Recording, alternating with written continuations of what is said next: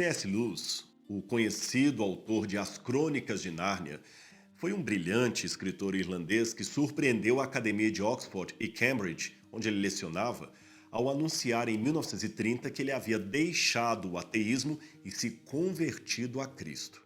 Intelectual como poucos, Lewis deixou uma tremenda marca na literatura inglesa que hoje é traduzida para o mundo inteiro. Com certeza você conhece os trabalhos, as obras dele. A sua conversão, porém, não criou perante si um universo mágico, destituído de problemas ou questionamentos existenciais. Na verdade, nem Jesus escapou disso, basta ver a crucifixão. Os evangelistas foram muito precisos em narrar momentos angustiosos do Messias, que termina a sua missão com um brado de dor no auge de uma execução covarde, quando Jesus diz: Deus meu, por que me abandonaste? Isso está em Mateus capítulo 27, verso 46. Sabe, no questionamento do Cristo está a verdade incômoda de que até o maior dos santos pode gemer diante da sensação de abandono do Pai Celestial. C.S. Lewis lidou diretamente com esse dilema, admitindo que a existência do sofrimento num mundo criado por um Deus bom e todo-poderoso, o problema da dor, seria um impasse teológico fundamental e talvez a mais séria objeção à religião cristã. Embora Lewis estivesse correto em sua admissão, devemos admitir que, do ponto de vista lógico, o sofrimento em si não anula a existência de Deus. Veja, se Deus fosse mau, por exemplo, embora não seja isso que a Bíblia apresenta, Deus, sendo mau, poderia coexistir com o que é ruim. Uma coisa não anularia a outra. O mal concorre com a ideia da bondade suprema de Deus e não de sua existência. William Lane Craig foi preciso em distinguir que temos o mal enquanto problema filosófico e o mal enquanto sentimento pessoal. O problema é dividido assim porque o primeiro tipo de mal, aquele mal intelectual, é uma questão filosófica que não anula a possibilidade de haver um Deus. Agora, o segundo dilema do mal, esse sim, é um dilema emocional, ou seja, eu posso não gostar de um Deus que permite a experiência da dor, mas eu não posso negar que ele exista. De fato, é improvável que um Deus de amor permita o sofrimento, mas não é impossível que o faça. Improbabilidade e impossibilidade não são sinônimos perfeitos. Quer ver? Vamos dizer, é improvável que o cauteloso Sr. X, meu pacato vizinho de condomínio, dirija em alta velocidade perto do parquinho de crianças, mas não é impossível que o faça. Basta ele ter em seu carro uma pessoa infartando para que a emergência o obrigue a dirigir de uma forma como jamais imaginaríamos que ele fizesse. E nós, do lado de fora do carro, desconhecendo as razões do pacato Sr. X, ficaríamos sem entender por que ele passou a tal velocidade em frente à porta da minha casa. Seria isso uma evidência de que o cauteloso Sr. X não existe ou que ele não seria cauteloso, pois se fosse, jamais o veríamos dirigindo daquele jeito? É claro que não. Razões que desconhecemos podem resultar em situações que não esperávamos. Em 1940, Lewis publicou um interessante livro chamado O Problema do Sofrimento, onde ele sistematiza a objeção ateísta à existência de Deus, baseada na futilidade observável do universo. O livro começa com um tom bem pessoal. Não faz muitos anos, dizia o autor, eu mesmo era um ateu. Então ele descortina como era o seu pensamento nos anos de ateísmo, descrevendo um universo cheio de futilidade e acaso, escuridão e frio, miséria e sofrimento, um espetáculo de civilizações falidas e humanidade cientificamente condenada. Ele viveu tudo isso em plena guerra mundial.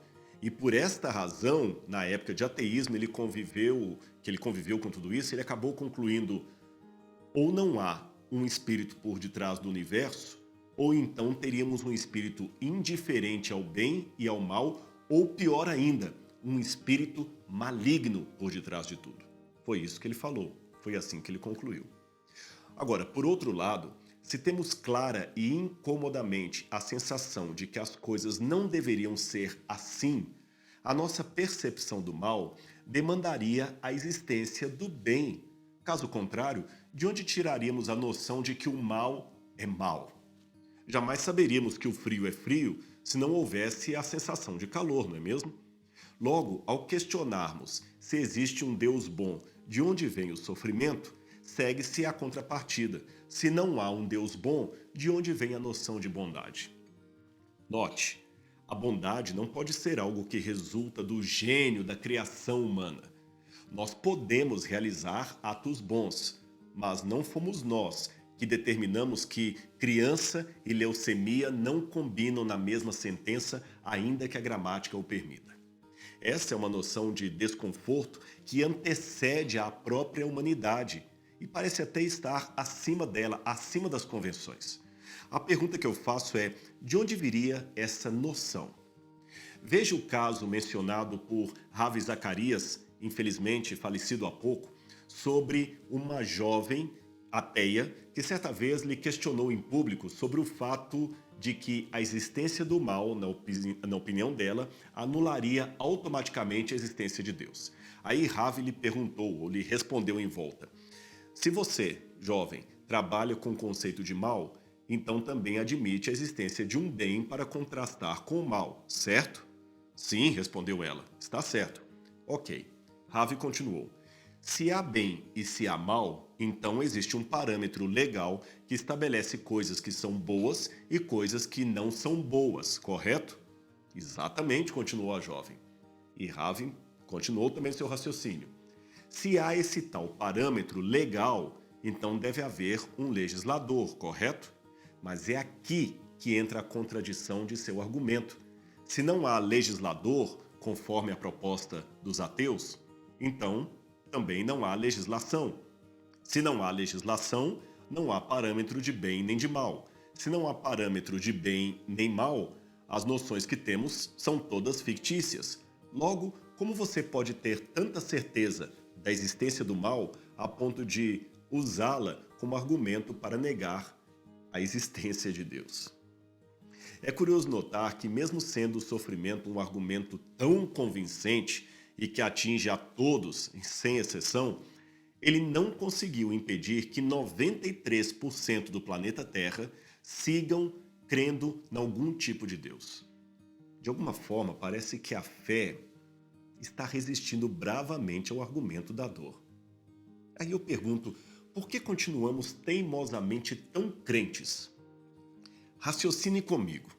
Se as privações da vida fossem realmente um checkmate na religião, o número de ateus deveria ser absurdamente predominante no mundo, se não, pelo menos nos países que enfrentam mais fome, misérias, guerras e adversidades, e não nos países com maior índice de bem-estar social. O contrário, porém, é que nós vemos. Se você fizer uma convocação religiosa no recanto mais miserável da África, uma multidão aparecerá querendo ouvir você falar de Deus.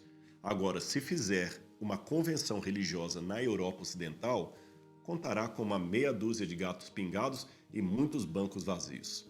Esse contraste deve nos levar a questionar o porquê de tudo isso. Esta talvez seja a diferença entre os que filosofam sobre a miséria, para a partir dela negar a existência de Deus, e os que convivem com a miséria todos os dias.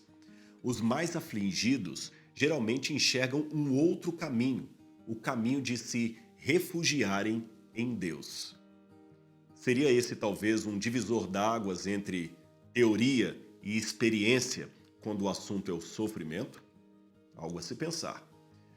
Muitos argumentam, para mim até com um ar assim meio snob, que os mais pobres e iletrados são menos capazes de refletir filosoficamente e por isso se refugiam no ópio da religião, tornando-se massa de manobra para líderes religiosos, coisa que dificilmente aconteceria em países com maior índice social.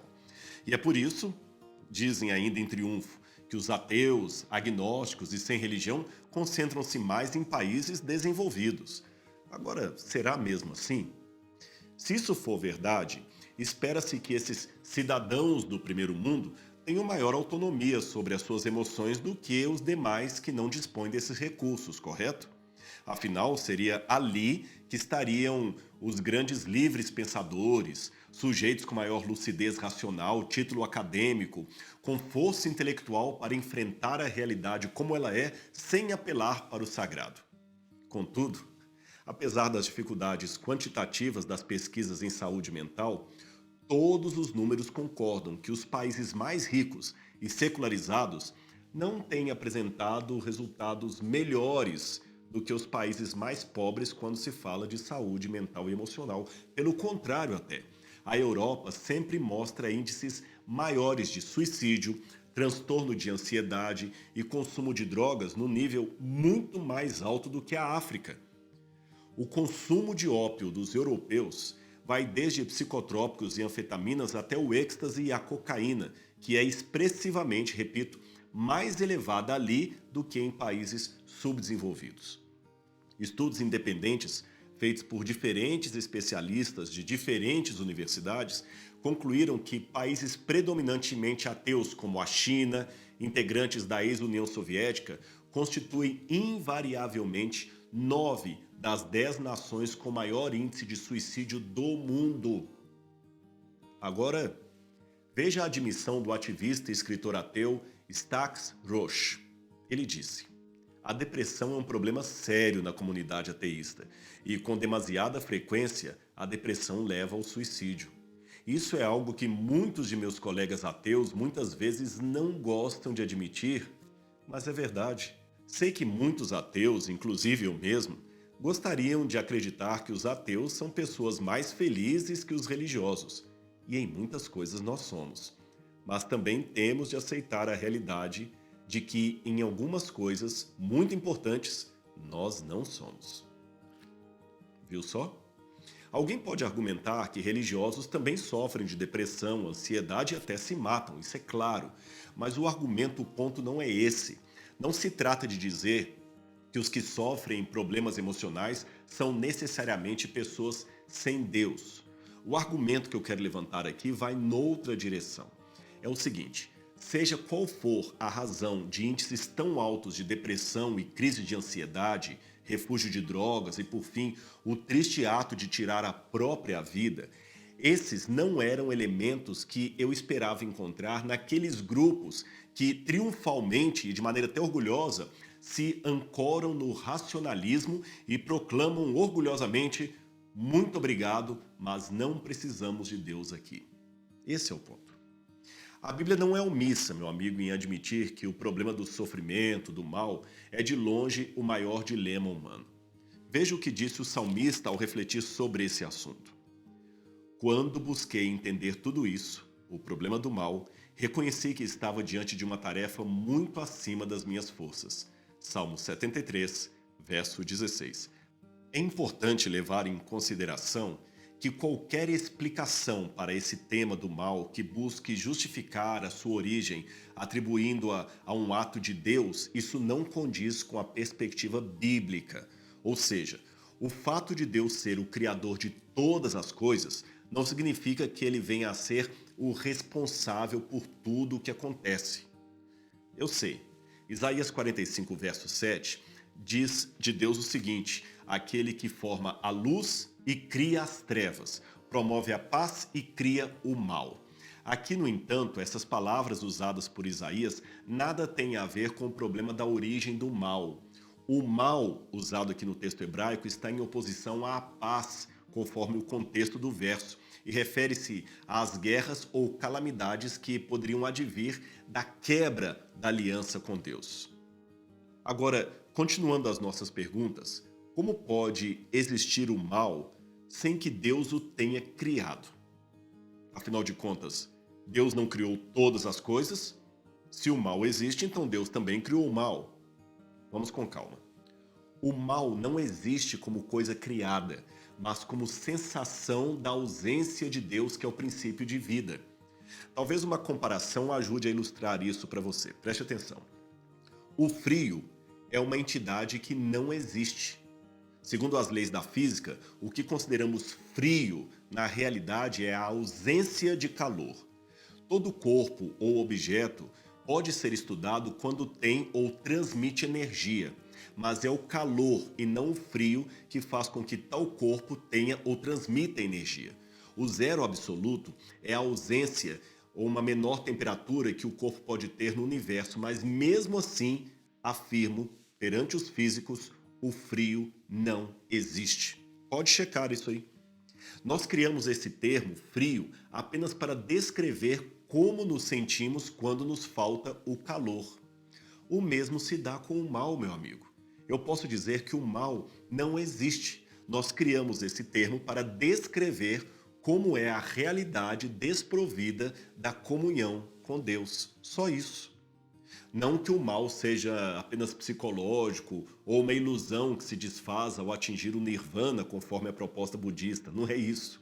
O frio pode não existir, segundo a física, mas a morte por hipotermia é uma realidade. Ou seja, mesmo um princípio não existente pode trazer consequências reais.